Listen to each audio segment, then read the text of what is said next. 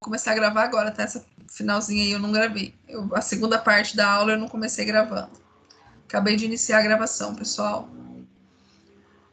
Para finalizar, então, vamos falar do princípio da não reformatio impejus. Esse princípio a gente falou sobre ele quando nós falamos na aula passada sobre a teoria geral dos recursos. O que era o princípio da não reformatio impejus mesmo? Pode ser que a decisão não prejudica, no caso aí, a pessoa que está recorrendo? Perfeitamente. Uma vez que você recorre, pior do que está não fica. A sua situação não pode piorar. Só pode piorar se o Ministério Público, se a parte adversa, também recorrer. Tá bem? Mas não porque está prejudicando o teu recurso. Tá? O que está te prejudicando é o recurso da parte adversa. Tá certo? Então, pelo princípio da não reformatio impejus, não há reforma em prejuízo daquele que recorre. E não se esqueça, eu falei isso para vocês na aula passada, que existe a não reformatio impejus indireta, que é aquela que não decorre de reforma, e sim de anulação. Mesmo que a nova decisão venha a anular a decisão anterior, quando eu anulo, aquela decisão não existe, não é isso? Ela deixa de existir. Mas ainda que ela deixe de existir, a nova não pode ser pior que a primeira, que já não existe mais. Isso é a não reformatio impejus indireta. É diferente da reforma e da anulação, tá bem? Se não reformatio impejus, não pode haver reforma em prejuízo, o que é reformatio in melius? melhorar, pode. Pode haver reforma em benefício. Aí a pergunta é, eu vou perguntar para vocês. Se o recurso for exclusivo da acusação, esse recurso pode beneficiar o réu? Pode melhorar a situação do réu? Sim, pode. Eu acho que sim.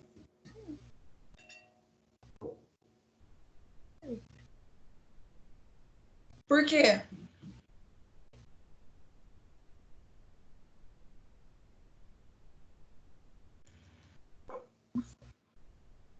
Por que um recurso da acusação pode beneficiar o réu?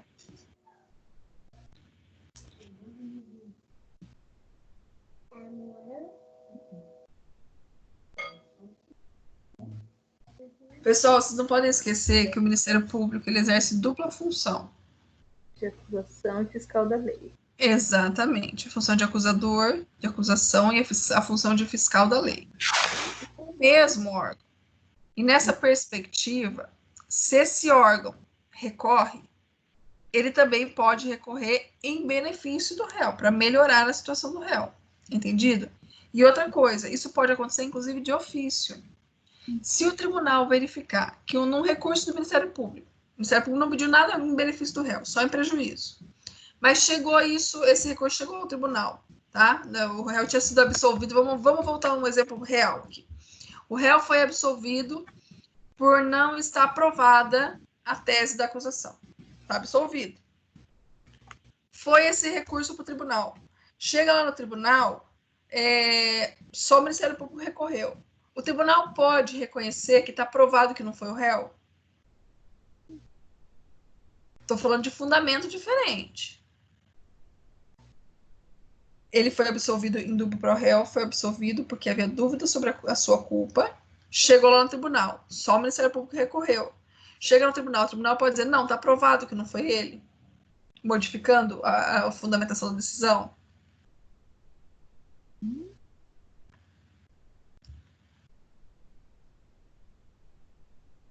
Pensa, gente. Eu acho que sim, né? Que é para o benefício, né? Perfeitamente, reformatio in melius. Nessa hipótese, pode o tribunal reformar para beneficiar o réu. Não há nenhuma proibição da reformatio in melius, da reforma em benefício, só da reforma em prejuízo, ok? Alguma dúvida no recurso de apelação? Professora, mas nessa reforma aí, mesmo que foi em benefício, é aberto contra razões aí, no caso da pessoa que foi beneficiado? Tem esse princípio? Sim. Se entrar com qualquer uma vez que um recurso foi apresentado, a pessoa tem direito a apresentar contra-razões. Isso é o exercício do contraditório, nem que seja para reafirmar, para reforçar o benefício que ele pretende. É aberto também as contra-razões. E também, só para complementar, uma vez que foi reformado em benefício do réu, ainda que ele não tenha pedido isso, o corréu também vai ser beneficiado, não se esqueçam disso, tá certo? Desde que não se trate de uma questão de ordem pessoal. Aqui, mais uma vez, o efeito extensivo, tá certo? Tranquilo? Mais ninguém? Então, beleza. Vamos passar, então, ao nosso recurso em sentido estrito, que é um recurso menos longo que o recurso de apelação, tá? O recurso em sentido estrito, como nós falamos no começo da aula, uma pena que não tenha sido possível a apresentação desse recurso hoje, por alguns de vocês, né? Aliás, pessoal, eu tenho aqui poucos nomes, só fazendo um parênteses antes de eu começar o recurso em sentido estrito, revendo aqui a relação das pessoas que farão a exposição, eu noto que muitas pessoas não colocaram o nome aqui na... Cadê o grupo aqui? Por que nem todos colocaram o nome? Alguém que está aqui presente não está aqui ainda? Tem vários. Priscila não está aqui ainda. Ó, eu peço a vocês a gentileza de me enviarem isso até no máximo quarta-feira para poder fazer a relação aqui certinho, para fazer a forma de avaliação. Aqueles que não apresentarem aqui, depois a gente vai fazer uma apresentação só a pessoa e eu, daí eu escolho o tema do recurso, tá? E a pessoa daí para apresentar individualmente, não mais com os colegas, tá bem? Então, aqueles que forem apresentar agora na avaliação, façam isso até quarta-feira, por favor, coloque os seus nomes aqui. Então, tá bom. Dá menos vergonha, gente. Ou não, né? Ou não. Ai, eu acho que dá. Saber que a sala inteira tá te ouvindo, dá uma cisma. Mas tá sendo gravado e vai pro YouTube. Aí, então, pior ainda. Na mesma, Gisele, tá todo mundo na mesma. Vergonha. A diferença é que aqui a gente pode se ajudar, né? Quando a gente faz junto, a gente se ajuda, um comenta, um participa, acaba melhorando até a apresentação. É interessante, é importante que todos participem, tá bem? Tá. Então, vamos lá. Recurso em sentido estrito. Na aula passada, quando a gente falou sobre princípios, eu falei para vocês que as decisões, existe um princípio que se chama o princípio da irrecorribilidade das decisões interlocutórias. O que diz esse princípio? Como o próprio nome já sugere, as decisões interlocutórias são irrecorríveis, ponto. Qual que é a ideia aqui? Se eu pudesse recorrer de toda a decisão do processo, o processo nunca ia acabar. O processo ia ser infindável, porque o processo ele vive de decisão, né? O juiz vai movimentando o processo, impulsionando o processo, e ele vai decidindo várias coisas no decorrer do processo. Se eu pudesse recorrer de tudo, não tinha fim. Por isso que essas decisões de meio, essas decisões interlocutórias, em regra, não cabem em recurso, certo? Salvo as decisões previstas no artigo 581 do CPP. E agora eu peço a todos que acompanhem pelo Código de Processo Penal, que nós vamos precisar disso para falar do recurso em sentido estrito. Vamos ler cada um dos incisos e explicar cada um deles, tá certo? Muito bem. Como é que se processa o recurso em sentido estrito? Então, estou dizendo, não cabe o curso de decisão interlocutória, salvo as previstas no artigo 581, quando vai caber o recurso em sentido estrito. Então, o recurso em sentido estrito é o recurso cabível das decisões interlocutórias. Muito bem. Como é que se processa o RES? Ele tem duas formas de processamento. Ele se processa dentro do próprio processo ou ele se processa por instrumento. O que isso quer dizer? Dentro dos próprios autos, o que é? Você vai lá, interpõe o recurso dentro do próprio processo e o processo sobe junto com o recurso para o tribunal. Bem? Isso aqui é interposição dentro dos próprios autos. A interposição por instrumento é a mesma coisa no processo civil. Por que chama agravo de instrumento ou agravo por instrumento? Porque você forma um novo instrumento processual. Você tem a ação principal, você traslada cópias, tira cópias e forma um novo instrumento, que é o recurso em sentido estrito, certo? E só o recurso é que sobe mantendo o processo aqui na origem. Quando vai ser um? Quando vai ser outro? Depende do efeito do recurso. Olha só, se o recurso em sentido estrito, acompanha o meu raciocínio agora, hein? Se o recurso em sentido estrito tiver efeito suspensivo, Eu tenho a ação que está correndo aqui. Vamos ver na minha mão aqui, né? A ação está correndo aqui. Eu quero interpor um recurso antidistrito. Para eu interpor esse recurso antidistrito, se eu interpuser o recurso, se ele tiver efeito suspensivo, ele não vai suspender a ação? Não vai parar a ação? Ora, se vai parar a ação, então já sobe tudo, porque a ação vai ficar parada mesmo. Então, você interpõe o recurso nos próprios autos e sobe tudo para o tribunal, certo? É assim que é o recurso antidistrito nos próprios autos. Ao contrário disso, eu tenho aqui um processo que está correndo. Eu quero interpor um recurso antidistrito dentro desse processo. Só que quando eu interpuser esse recurso, o processo não vai parar de correr, ele vai continuar correndo. Ele vai continuar correndo aqui na instância, vocês concordam?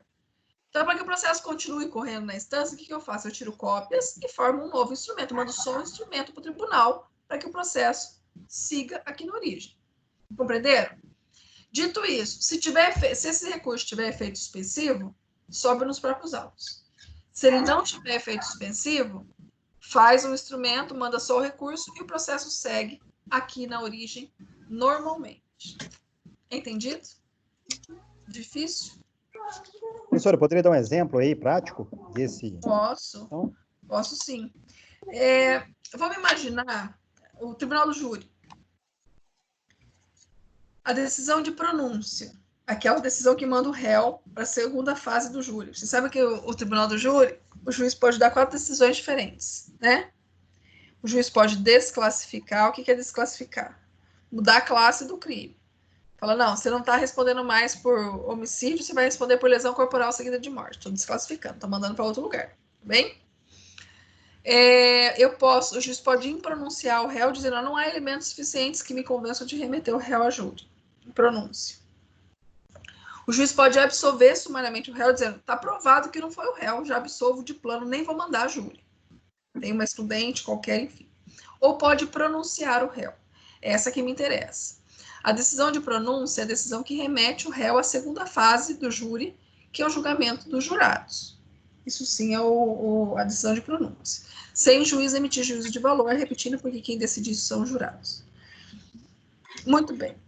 Se a próxima fase é o julgamento, quando eu interponho o recurso antidistrito, se o processo continuar correndo, o que vai acontecer? Não vai ser marcado o júri? Quem que me perguntou? Que pediu um exemplo prático? Alexandre. Você está me ouvindo, Alexandre? Ouvindo, eu não estou te vendo mais. É que a minha filha veio aqui no colo aqui, eu fechei a câmera. Não, tranquilo, só para saber se você estava me compreendendo. Então, se o processo continuar correndo, Alexandre, a próxima fase vai ser o júri. Você concorda? Concordo. Vai ter algum fundamento meu recurso está lá sendo decidido se o réu tem que ir a júri ou não tem, se o réu já tá em júri? Eu sei que as crianças gostam dela, mas presta atenção. Você concorda comigo? Se eu tenho aqui, vamos voltar, eu tenho um processo que está correndo. Tá vendo minha mão aqui? Está caminhando o processo. Certo. Eu interpus um recurso antidistrito para falar para esse processo não ir a júri, que a próxima fase é o júri. Se eu interpus o recurso antidistrito e esse recurso não suspender o processo, o que vai acontecer? Ele não vai a júri? Sim. Aí vai ter alguma razão de julgar meu recurso se o réu já foi a júri? Se o objetivo é não mandar ele a júri? Percebeu? Exatamente esse recurso suspende a ação. Não adianta eu ter um recurso para ser julgado se eu não parar o curso da ação. Então, como ele suspende, sobe o processo inteiro. Vai tudo para o tribunal. Porque a próxima fase é exatamente aquilo que eu pretendo evitar. Entendido? Tranquilo? Deixa eu só ver aqui para vocês.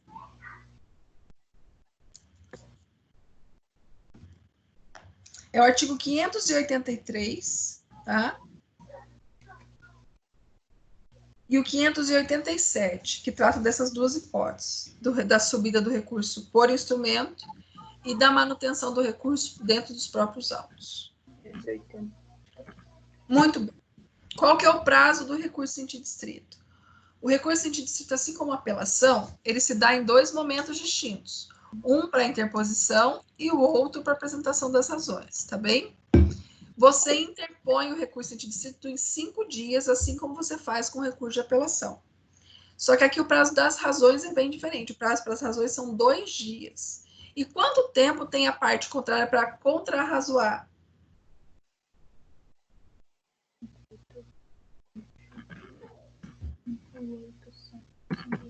Pessoal, eu falei isso para vocês lá no começo. O prazo Sempre é o idêntico, mesmo né? prazo das razões. Idêntico ao prazo das razões. Se eu tenho 2 dias para razoar, eu tenho 2 dias para contrarrazoar. Isso é paridade de armas. É dar as duas partes as mesmas armas para esse jogo processual aqui. A quem compete julgar o recurso em sentido estrito? Em regra, a exceção de um inciso que quando chegarmos nele eu vou falar para vocês, em regra, compete ao Tribunal de Apelação. Para quem você apelaria? É lá que você vai interpor o seu recurso em sentido estrito também, tá? Para a instância, sempre a instância superior àquela que proferiu a decisão.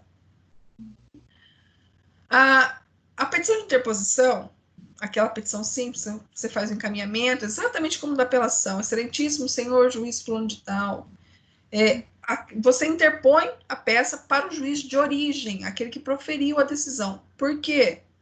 E aqui, Alexandre, aqui nesse recurso, sim, o juiz que deu a decisão pode rever a decisão dele. O recurso em sentido estrito, esse tem efeito regressivo.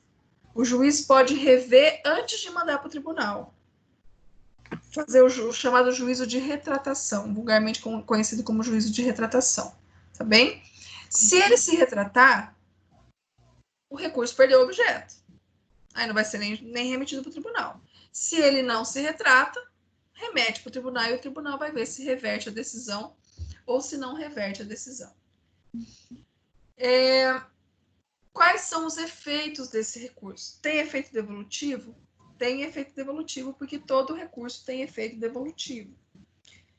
Alguns previstos no artigo 584, deixa eu só confirmar o artigo aqui. É isso aí.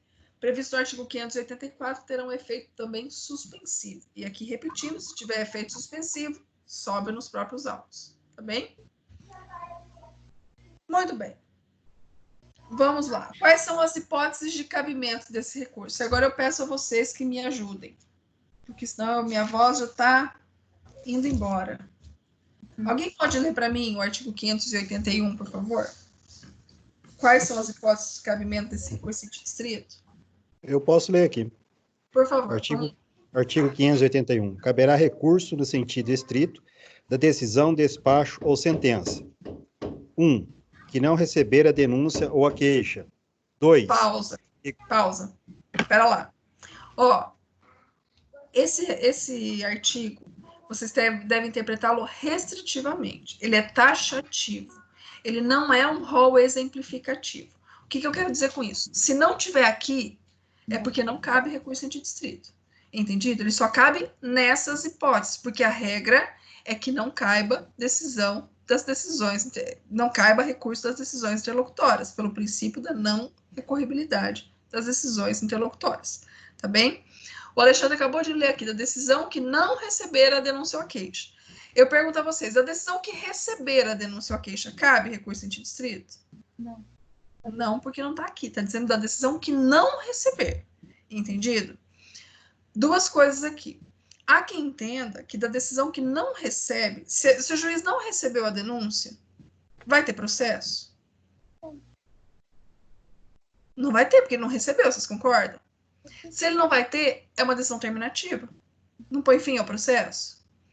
A doutrina, parte da doutrina, defende que esse dispositivo está errado, que eu não estou falando aqui de uma decisão interlocutória, estou falando de uma decisão terminativa. Então, nesse caso, deveria caber apelação e não recurso em distrito. Mas eu não sei se vocês se recordam, eu falei para vocês que a apelação ela é residual. Lembram que eu falei no início da aula? Só vai caber apelação quando não couber o recurso em distrito. E aqui está dizendo que cabe recurso em distrito. Entendido? Primeiro ponto. Segundo ponto. O legislador disse que cabe da decisão que não receber a denúncia da queixa. E vocês já concordaram comigo que da decisão que receber não cabe. Tá bem? Mas imaginem só. Eu sou ré numa ação cujo crime está prescrito. Aí o juiz foi lá e recebeu minha denúncia. Tem cabimento eu ficar respondendo por um processo de um crime que está prescrito? Não tem cabimento, vocês concordam? Isso não é um constrangimento ilegal? Eu responder por uma ação que não deveria seguir? Só que eu não posso impugnar essa decisão por recurso em distrito, porque não está previsto em lei. Como é que eu faço para impugnar essa decisão? Para dizer o juiz ou o tribunal, o juiz recebeu uma ação contra mim, mas o crime está prescrito. Ou eu vou ter que deixar o processo correr e falar isso só lá no final? Tem algum meio? Vocês acham que tem algum meio de impugnar isso durante o processo? Pela apelação? A apelação seria lá no final do processo só, mas eu vou continuar respondendo o processo inteiro? Porque o juiz recebeu a ação contra mim, a ação vai ter. É agravo, né? Não, agravo. O agravo do processo civil é o recurso em distrito do processo penal. Tá? Os dois se equiparam assim, porque os dois servem para combater decisão interlocutória. Pessoal, como é que eu faço no direito penal sempre que eu estiver sofrendo um constrangimento ilegal? Como é que eu faço para atacar esse ato de constrangimento? Com habeas corpus? Habeas corpus. Com habeas corpus. Eu posso discutir essa questão por uma ação autônoma de impugnação, que é o habeas corpus. Entendido? Não cabe recurso, mas cabe HC. Certo? Inciso 2.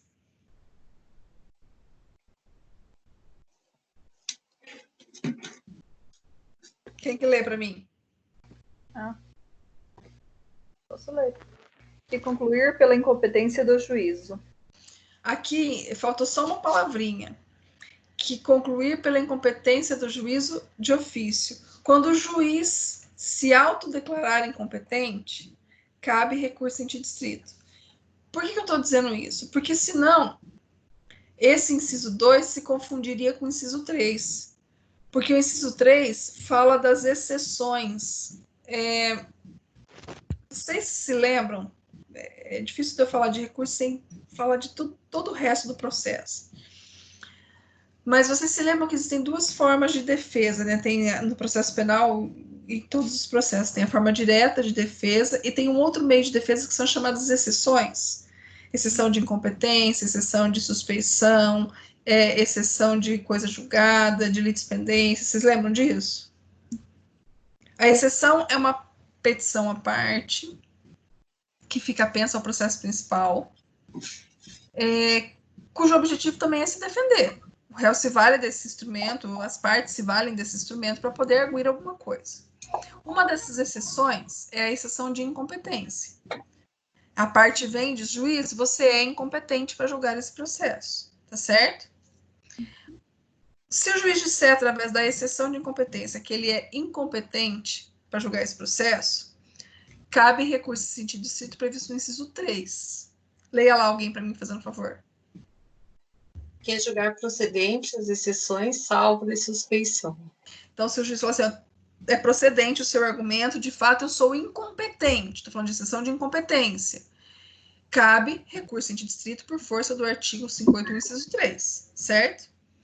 Agora, se eu não fizer isso por meio de exceção, o juiz recebe um processo, ele olha o processo e fala, não, eu não sou competente para julgar esse processo.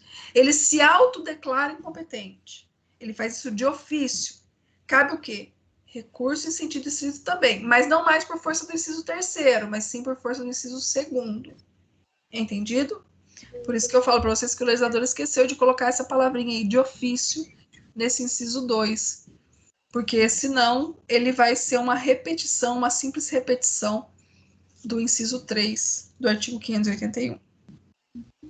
Dúvidas? Não? Próximo inciso, por favor, inciso 4. Que pronunciar o réu. Tomem cuidado com códigos antigos, porque nos códigos antigos era a decisão de pronunciar ou impronunciar. A decisão de impronúncia, hoje ela é impugnável por meio de apelação. Por quê? Porque ela põe fim ao processo. Quando o juiz não pronuncia o réu não vai à segunda fase, o réu não vai a júri. Então, acaba o processo ali, por isso que cabe apelação. A de pronúncia, ao contrário disso, cabe recurso de distrito porque não põe fim ao processo. Vai para a segunda fase, o rito do júri, como vocês sabem, é um rito bifásico, um rito de 2 fases. A primeira fase é aquela fase escrita do procedimento normal, né? para poder fazer uma análise de culpa. E o segundo, uma análise prévia de culpa, desculpa. E o segundo, o tribunal do júri, que é aquela fase oral, aquela que a gente assiste pela TV ou ao vivo, aqueles que tiveram a oportunidade de já ver. Em filmes, exatamente. Tranquilo? Próximo inciso. 5. Que conceder, negar, arbitrar, cassar ou julgar idônea a fiança, indeferir requerimento de prisão preventiva ou revogá-la, conceder liberdade provisória ou relaxar a prisão em flagrante. Caso o juiz não conceda a liberdade provisória ou não relaxe o flagrante, cabe recurso em distrito?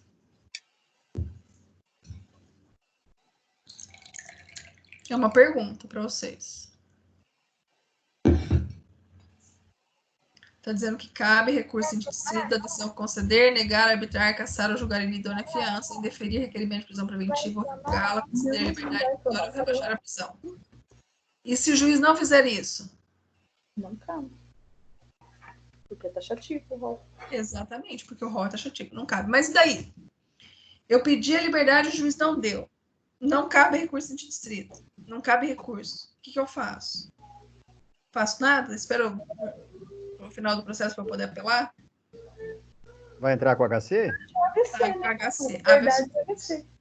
A nossa carta na manga no processo penal é sempre o habeas corpus, sempre uma ação autônoma de impugnação, que é o habeas corpus, tá bem? Então é possível a utilização do HC também. Inciso 6º está revogado, né? Próximo, leia lá para mim, fazendo um favor. Que julgar quebrada a fiança ou perdido o seu valor. Pessoal, só um macete aqui para vocês. Sempre que falar de fiança, sempre, se forem fazer OAB, concurso, o que for, falou de fiança, seja favorável ou contrário, não importa, o recurso cabível é o recurso sem distrito. Tá bem?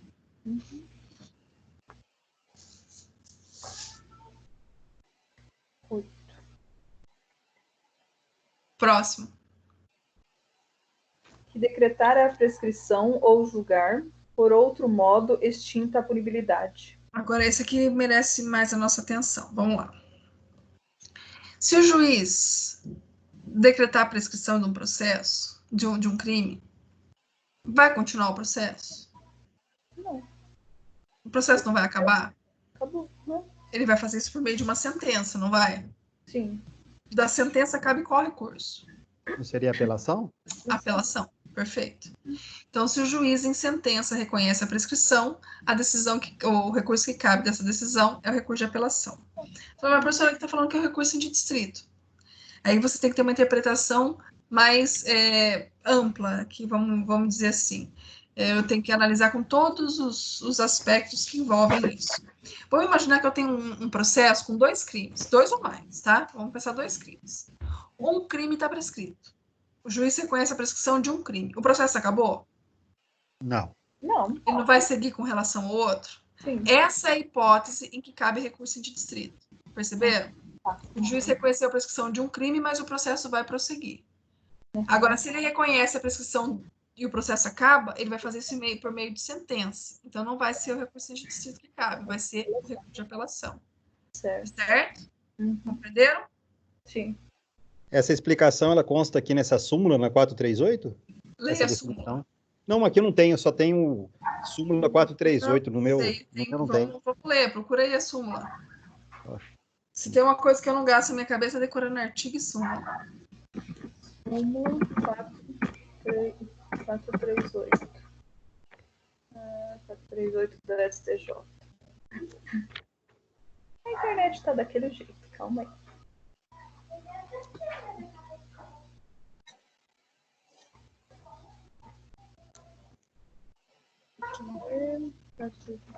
Aqui. É inadmissível a extinção da punibilidade pela prescrição da pretensão punitiva com fundamentos em pena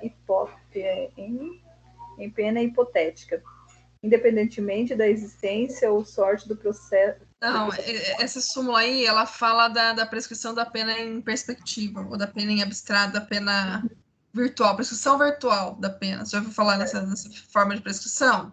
Não. O juiz, aqui mais uma vez, eu criei um quadro para a gente estudar a prescrição. A prescrição, ela tem dois tipos, a prescrição da pretensão punitiva e a prescrição da pretensão executória, né? É o direito de punir do Estado que está prescrito ou é o direito de executar a pena que está prescrito. São dois tipos de pena. Vamos imaginar vocês que quando o juiz vai receber um processo, lá no início da ação, que ele vai receber ou rejeitar a denúncia, ele percebe que há uma possibilidade, essa prescrição ela tem vários apelidos, tá? Prescrição em perspectiva, prescrição virtual, ele percebe que você sabe que o processo demora, natural, o processo demora. Se ele perceber que por força da demora natural do processo, esse crime possa vir a prescrever, defendia-se antigamente, até por uma questão de economia, né, porque o processo é custoso para o Estado, defendia-se que o processo não deveria correr. O juiz de plano reconheceria a prescrição virtual, fala, está prescrito, então rejeita a denúncia por força da prescrição virtual. Aí essa súmula veio para acabar com essa bagunça. Diz, não existe a possibilidade de perspectiva, prescrição em perspectiva de pena. Eu tenho, pessoal, me lembrem depois de encaminhar isso para vocês, aqui em Londrina, muitos juízes reconheceram e ainda reconhecem a prescrição em perspectiva, mesmo a despeito do teor dessa súmula. Por quê? Desde 2011, você não pode mais calcular a prescrição. Como faz falta um quadro? Pera lá. Deixa eu ver se eu consigo fazer aqui a caneta em modo antigo para vocês, tá? Imaginem vocês que o fato tenha ocorrido em 2008, certo? Vocês conseguem acompanhar fazendo isso aqui, ó? É que eu não tô conseguindo enxergar a professora, tá? Só um FG aqui na frente. Ué, por quê? Alguém mais? Ou só eu que tá assim? Não sei. Só para a gente tentar estudar a prescrição, tá? Vamos relembrar de prescrição. Não é nem o tema da aula, mas eu acho que é importante, é um assunto tão importante. Vamos imaginar que um crime tenha acontecido em 2008, um crime de furto. Faz um risco. É a Gisele que está falando, não está me vendo? Isso. Gisele, faz um risco assim e coloca lá no começo desse risco 2008, que foi quando o crime aconteceu. Certo. Um crime de furto, cuja pena varia de 1 a 4 anos. Isso é o que está falando aqui, fala é o código, não sou eu. Como é que eu calculo a prescrição? Eu calculo pelo máximo da pena. É assim? Eu pego o máximo da pena, que são 4 anos, vou lá no artigo 109 do Código Penal e vejo em quanto tempo esse crime prescreve. Quanto tempo prescreve um crime cuja pena máxima é de 4 anos? Não tentem adivinhar, vão lá no artigo 109 do Código Penal e vejam. Não ocupem seu tempo decorando artigo, gente. A cabeça da gente é igual ao computador, tem um limite máximo de armazenamento. Artigo está escrito, não precisa decorar, não. Vai lá e lê. 4 anos. Em 4 anos, 2 anos. Não. Não, é certo. Em 4. Em 3 anos. Escreve em 8. Deixa eu ver aqui. Vai lá, em 8 anos. Aqui é o inciso 4º. Leia lá. Em 8 anos, se o máximo da pena é superior a 2 e não excede a 4. 4 não excede a 4. 4 é 4. Então, prescreve em 8 anos esse crime. Estou falando de um furto que aconteceu no ano de 2008. Tá certo? O juiz vai receber essa ação. Nós estamos no ano de... Deixa eu fazer um cálculo aqui para dar certo a minha prescrição, tá? Em 2013... Isso, em 2013, o juiz recebe o processo de um crime que aconteceu no ano de 2008. Tá prescrito esse crime? De 2008 a 2013? Nós acabamos de ler que ele prescreve em 8 anos o furto. Tá prescrito? Não, 8, 9, 10. Não tá. Mas daí o juiz, lá em 2013, ele falou assim, bom, se eu for calcular pela pena em abstrato, eu tenho que calcular pelo máximo da pena. Acontece que esse processo vai correr, e lá se eu correr bastante com o processo, eu vou sentenciar esse processo no ano de 2015. Vocês estão fazendo a linha junto comigo, ó? Quem está me vendo aí? 2008, o juiz vai receber o processo em 2013, e daí na cabeça dele ele está pensando assim, ó, se eu correr bastante o processo, em 2015 eu vou dar uma sentença e vou condenar esse réu. O réu é primário, tem bons antecedentes, tem tudo benéfico para ele. Aí o juiz faz o quê? Uma perspectiva de pena, passando pelo sistema trifásico da pena. Vai lá analisar as circunstâncias 59, se tem atenuantes, se tem agravantes, se tem causa de aumento de diminuição. Ele faz da cabeça dele uma perspectiva de pena. Nessa perspectiva de pena, ele vai falar o seguinte: em 2015, quando eu for condenar esse sujeito, eu não vou poder condená-lo a 4 anos, porque essa é a pena máxima. Eu vou ter que condenar esse sujeito ao mínimo ou próximo do mínimo. Vocês concordam? Aí o juiz, fazendo essa perspectiva de pena, ele fala assim: lá em 2015, quando eu for condenar, se eu for condenar, eu vou condená-lo a 1 ano de prisão. 1 ano e meio, vamos pôr que seja. 1 ano e meio de prisão. Pessoal, um crime cujo réu foi apenado a 1 ano e meio, prescreve em quanto tempo? Temos que voltar lá no artigo 109 do Código Penal. Volta lá. Um crime cuja pena é 1 ano e meio, prescreve em quanto tempo?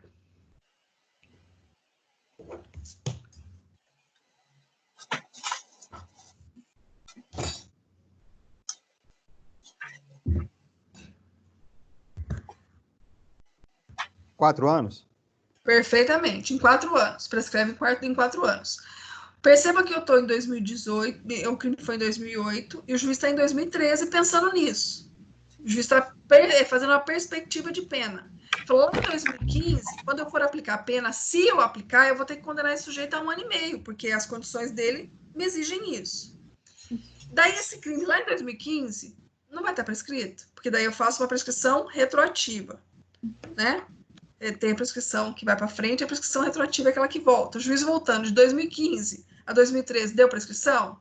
Deu 4 anos? Não deu. Mas de 2013 a 2008, deu prescrição? Deu. Não está prescrito esse crime? Sim. O que o juiz faz? O juiz, em 2013, ele rejeita a inicial.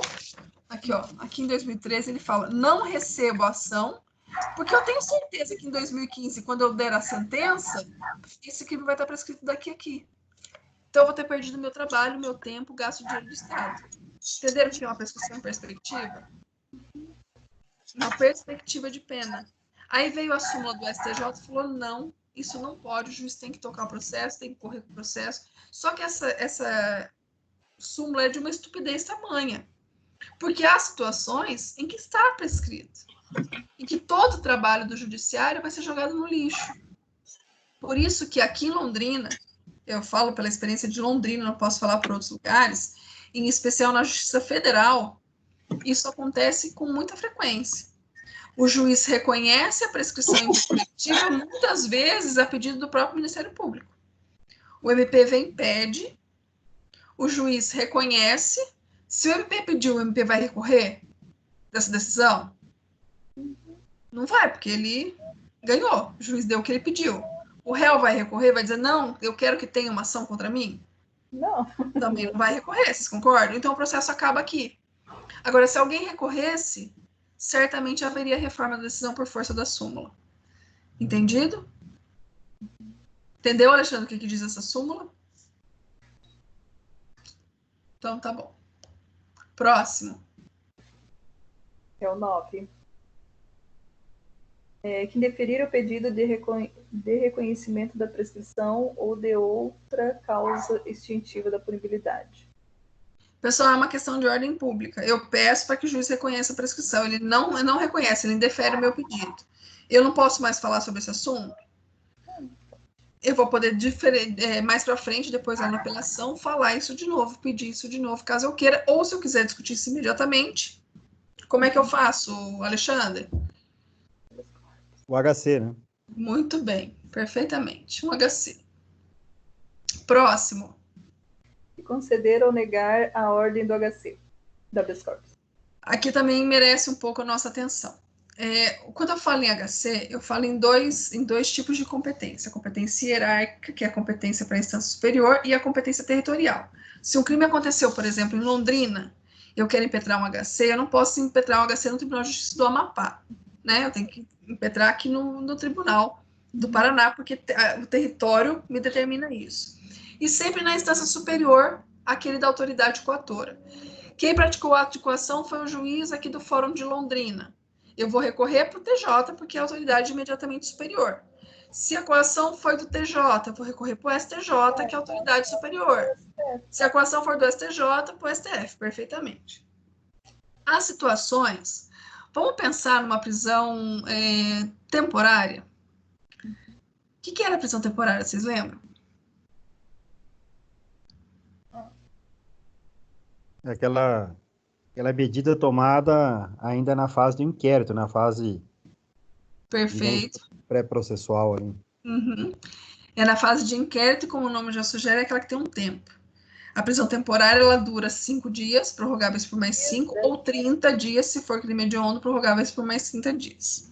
Só que a prisão temporária, ela é uma prisão que ela é autorrevogável. O juiz decreta a prisão temporária de 5 dias. Significa dizer que no 5º dia, a prisão está revogada. Isso se ele não reverter numa prisão preventiva, ou se ele não ampliar esse tempo, enfim. Mas ela é autorrevogável, ela tem começo e tem fim, correto? Chegou, o sujeito foi preso, está lá na delegacia, chegou no 5º dia, o sujeito não é posto em liberdade. O delegado mantém o sujeito preso. O delegado está praticando um ato de coação? Tá. Tá. Eu posso discutir essa coação. O ato coator é do delegado. Para quem que eu vou impetrar um habeas corpus contra esse ato coator do delegado? Para quem que eu impetro esse HC? Autoridade. Hã? Autoridade. Quem que é a autoridade imediatamente superior nesse caso? Autoridade judiciária. Tem que ser o juiz que tem que dar decisão. Do delegado? Não, acho que é o juiz singular mesmo que expediu Perfeitamente. o mandado de prisão. É o juiz de primeiro grau. Tá? Quando o ato coator for do delegado, você impetra o HC no juiz aqui no fórum. Normal. Direto para o juiz singular. Esse dispositivo aqui fala desse HC. Da decisão do juiz singular. Tá bem? Que conceder ou negar o HC. Quando a autoridade coatora for o delegado, por exemplo, e o juiz singular estiver decidindo o HC. Da decisão que negar ou que conceder esse HC pelo juiz singular, cabe recurso em distrito. Por que eu estou falando isso? Porque quando você impetra o HC no tribunal, o recurso desse HC não é o recurso em distrito. Se chama recurso ordinário em habeas corpus. Entendido? Não é rese. O rese é só quando a decisão é do juiz singular, o juiz que decide sozinho. Entenderam? Próximo. Que conceder, negar ou revogar a suspensão condicional da pena. Aqui é uma discussão. Quem decide sobre suspensão condicional da pena?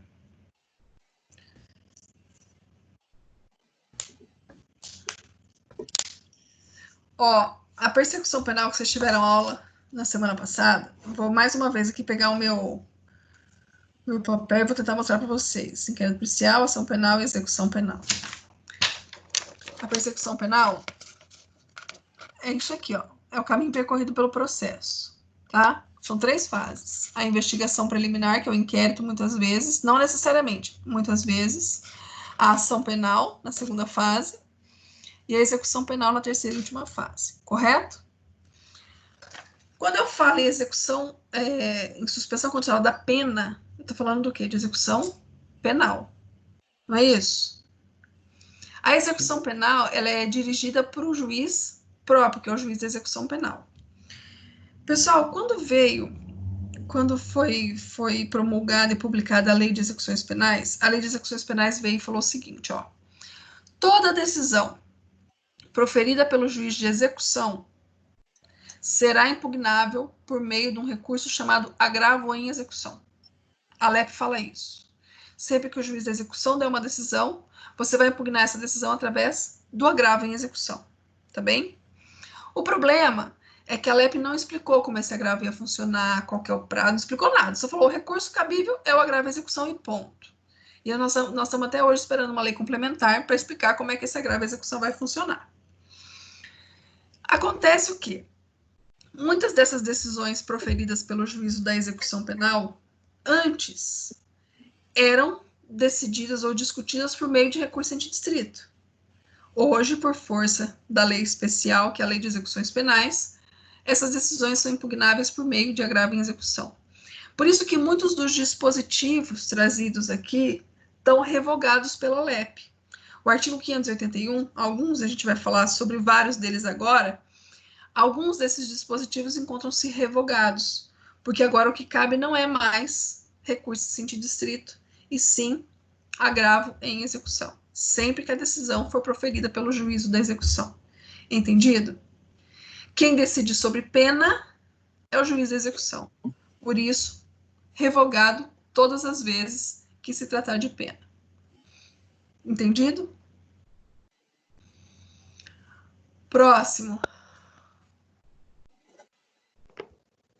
Que considere negar ou revogar livramento condicional. Livramento condicional acontece em que fase da persecução penal? Na investigação, na ação ou na execução penal? Na fase de execução penal. Se é na fase de execução penal, é um incidente da execução penal, correto? Revogado. Como é que eu vou impugnar uma decisão do juiz de execução penal? A partir da LEP, através do agravo em execução. Por isso, esse dispositivo também está revogado. Próximo. 13. Que anular o processo da instrução criminal no todo ou em parte. Se não anular, cabe recurso antidistrito. Eu venho e digo, o juízo tem que anular essa instrução processual aqui, essa colheita de provas. Se ele anular, a lei diz, se anular, cabe, no todo ou em parte, cabe recurso antidistrito. Se não anular, cabe.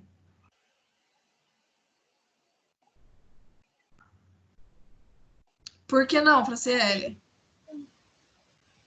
Não te escuto. Você tá travando, o microfone tá fechado. Eu falei, eu não sei. Ah, Eu não sei. Eu tô acompanhando aqui no código, mas eu não sei, eu nunca vi. o que você acha, Alexandre? O que você me diz? É pela questão de ser taxativo, né? Perfeitamente. taxativo. O artigo fala que anular o processo. Se não anular, não cabe, porque o rol é taxativo, gente. Se não está aqui, não cabe. Mas vamos imaginar que seja nulo algum ato. O juiz, sei lá, ameaçou uma testemunha, produziu uma prova que foi produzida ilicitamente. Eu peço para o juiz anular, ele não anula. Eu vou ter que ficar convivendo com aquela prova no processo. Aquela gravação da Dilma e do Lula, que mencionamos no começo da aula, foi para o Moro. Moro, essa prova é nula. Ele disse, não é nula, eu aproveito a prova. E aí, eu vou ficar quieta, vou esperar a sentença acontecer? Isso não é um constrangimento ilegal? O HC... Como é que eu faço, Alexandre? Perfeitamente. HC. Através de um HC. Vou falar HC, agora não vou esquecer mais. Mas é isso, o HC, ele é não posso falar que o HC serve como substitutivo recursal, mas ele é a nossa carta na manga, porque na maioria das vezes, há exceções, tá? Há situações em que não cabem HC, mas quando a gente fala do HC, eu vou falar isso para vocês. Uhum. Mas, em regra, você usa o HC para atacar um ato jurisdicional que eventualmente te cause prejuízo e possa impossibilitar, seja lá na frente ou imediatamente, não sei, o seu direito de locomoção. Porque se esse processo segue, o réu corre o risco de ser condenado. Sim. E se for condenado, ele pode ser preso. Então, ele pode ter o direito de locomoção dele limitado. Por isso, a possibilidade de cabimento do HC. Tá bem? Sim. Próximo, por favor. Incluir jurado na lista geral ou desta ou excluir. Pessoal, esse aqui é um recurso, não é um recurso judicial, esse aqui é um recurso administrativo. Uhum. Todo ano tem uma lista de pessoas que se inscrevem, ou deveriam se inscrever, ou deveria ser assim, pelo menos, para ser jurado no tribunal do júri, tá? Aí você vai lá todo ano, coloca o seu nome na lista, aí essa lista vai ser publicada lá no átrio do fórum, num lugar que seja visível para todo mundo ver. Aí você vai lá e vê que o seu nome não está na lista. Você se inscreveu, mas o seu nome não está na lista. E você quer participar das sessões do tribunal do júri. O que você faz? Você vai impugnar essa lista. Ou o inverso, seu nome está lá sem você querer que ele esteja. Você vai impugnar essa decisão. Perceba que não tem nada a ver com o judiciário isso, não é uma decisão judicial, não é nada. Esse recurso para você impugnar essa decisão é o recurso síndico-distrito, só que é um recurso síndico-distrito administrativo. Esse recurso você vai dirigir para o presidente do tribunal do júri, para o juiz do tribunal do júri. É ele que vai decidir se você fica ou não naquela lista de jurados. Entendido? O prazo aqui também é diferente, são 20 dias para você poder recorrer dessa decisão que te incluiu ou te excluiu nessa listagem. Dessa listagem, perdão. Próximo. Que ordenar a suspensão do processo em virtude de questões prejudicial. Que ordenar... Pulamos um ou não? Ah, não. Pulamos. Que denegar a apelação ou julgar deserta. Esse também não merece muitas considerações, né? Se for feito no juízo de primeiro grau, tá? Isso, quando o juiz do primeiro grau, do primeiro exame de admissibilidade recursal, ele vai falar, não vou mandar o seu recurso para o tribunal, porque ele tem tempestivo, por exemplo. Aí você faz o quê? Você entra com recurso em distrito para que esse seu recurso de apelação suba para o tribunal, tá bem? Próximo. Agora sim. Que ordenar a suspensão do processo em virtude de questão prejudicial. Aí a pergunta é, o que é uma questão prejudicial?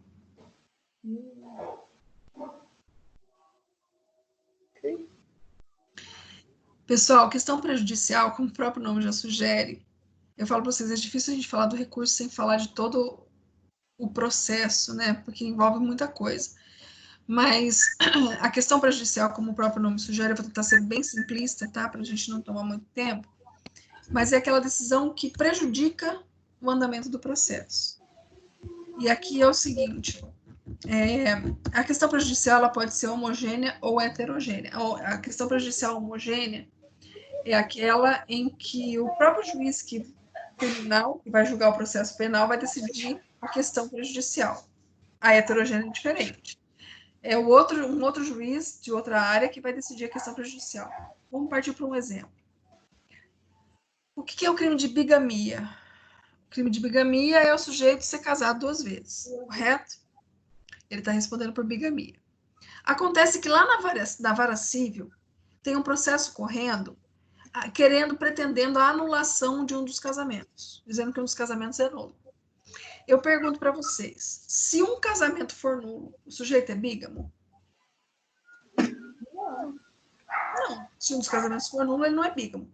Percebam que essa decisão da esfera civil não interfere no julgamento do processo criminal? É uma decisão que prejudica a decisão do processo penal, não prejudica? Isso é uma questão prejudicial. E ela é uma questão prejudicial heterogênea, porque está sendo decidida por um outro juízo. Entendido isso? Uhum. Tranquilo? Ótimo. O que o juiz criminal tem que fazer nessa hipótese? Está correndo lá o processo para discutir a anulação do casamento. E aqui está correndo uma ação penal para dizer se o sujeito é bígamo ou não. Tá bem? O que o juiz tem que fazer com prudência, deveria fazer? Ele suspende a ação penal até que se decida se o casamento é nulo ou não é nulo, porque essa questão prejudica o andamento do processo. Então você entra e fala, juiz, suspenda, por favor, até que se decida lá o processo civil. Entenderam? É disso aqui que nós estamos falando, que ordenar a suspensão do processo. Se o juiz suspender, cabe recurso em distrito. Lógico que não vou ser eu que vou pedir, porque ele atendeu o meu pedido. Quem vai pedir, no caso, é o Ministério Público.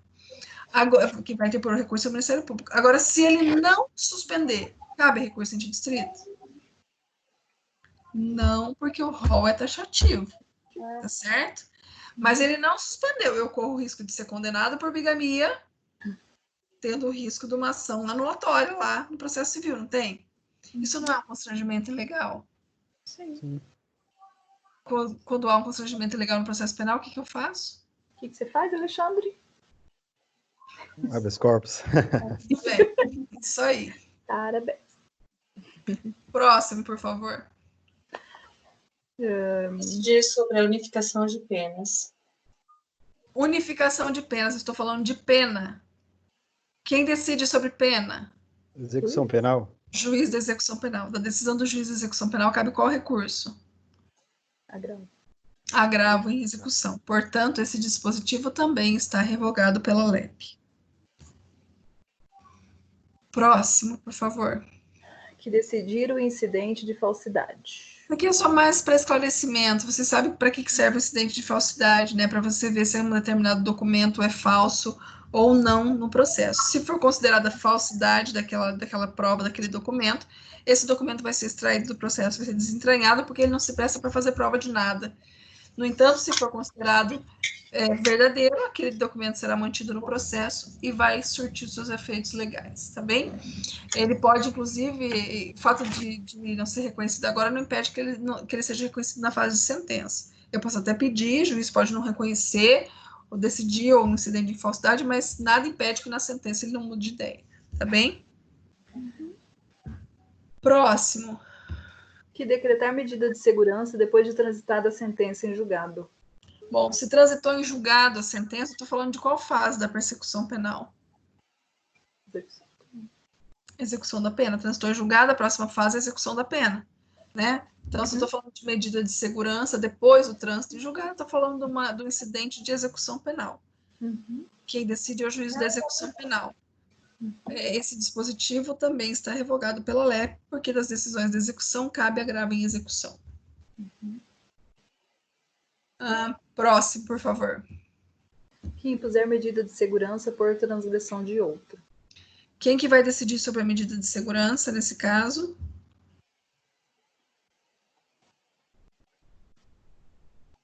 O juiz de execução? Juiz de execução. Qual é o recurso cabível das decisões do juiz de execução? Agravo de execução? Agravo em execução. Esse dispositivo também está revogado pela LEP. Próximo, por favor. Que mantiver a substituir a medida de segurança nos casos do artigo 774. O artigo 774 está revogado. Por isso que esse dispositivo também está revogado. Não existe mais o artigo 774. Próximo. Que revogar a medida de segurança. Preciso falar de novo? Não. Quem que decide sobre a medida de segurança nesse caso? O juiz da execução penal. O juiz da execução penal, as decisões dele são feitas por meio de incidente de execução, que são debatidos através de agravo em execução, portanto, também revogado pela LEP. Próximo. Deixar de revogar a medida de segurança nos casos em que a lei admita a revogação. De novo. Preciso falar? Não. Não. Também está revogado pela LEP. Próximo. Por último. É o penúltimo. Penúltimo. Converter a multa em detenção ou em prisão simples. Que converter a multa em detenção, prisão simples. Essa merece a nossa análise. Pessoal, antes, quando o sujeito fosse condenado à pena de multa e ele não pagasse a multa era convertida em prisão. Certo? Agora, isso não é mais possível. Por quê? Porque a multa ela vai ser convertida em dívida pública, o sujeito vai ser executado, não é isso? Não funciona assim, o sujeito que ele foi posto uma multa para ele vai ser executado. E uma vez que ele foi executado, ele vai ter penhora de bens e coisas desse tipo. Não tem mais a possibilidade dele ser preso, porque senão seria prisão por dívida, né? E nessa perspectiva, eu tenho aqui, então, um dispositivo que está revogado simplesmente por quê? Porque houve uma conversão da forma de se cobrar a multa, não por outro motivo, tá? Não é porque é o juiz de execução, não. Tá bem?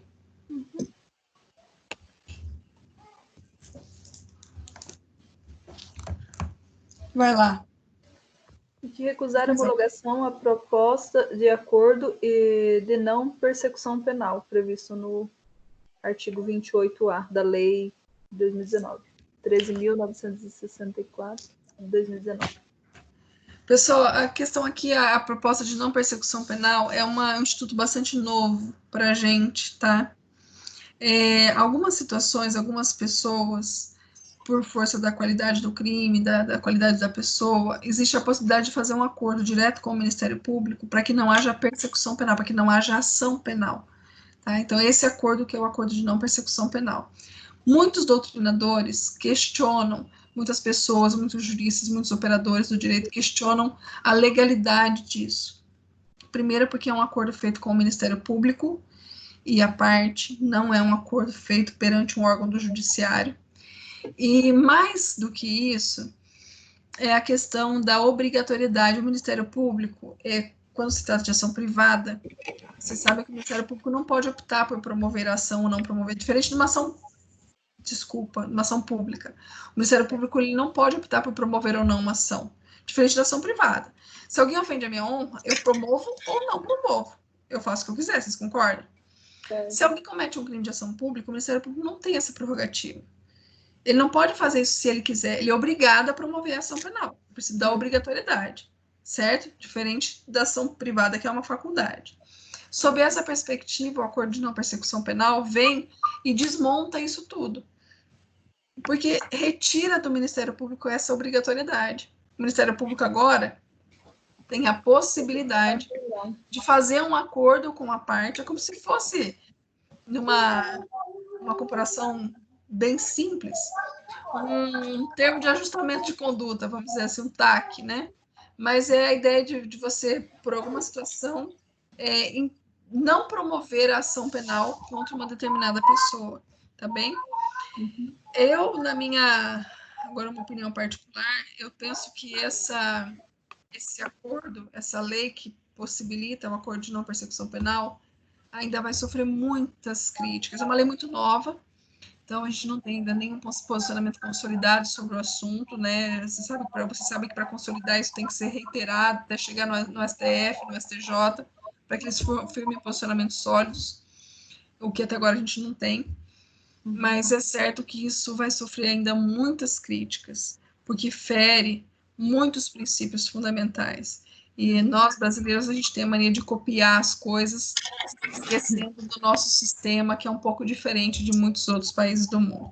Mas, enfim, vamos ver como é que isso vai seguir.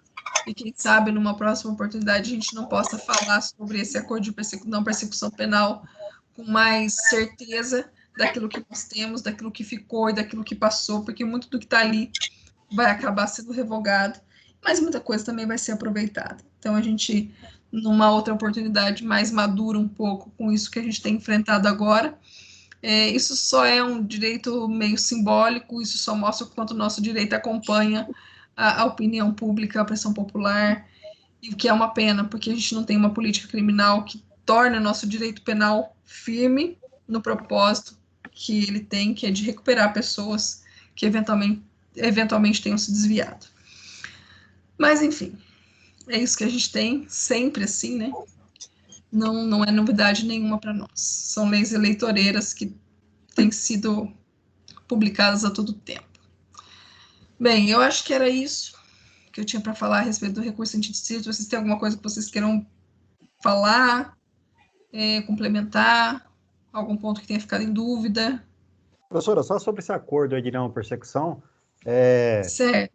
Sendo advogado do diabo aí, ele em tese, ele seria bom pro acusado? Em tese ele seria, Alexandre, em tese ele seria, porque o réu não vai responder o processo, né?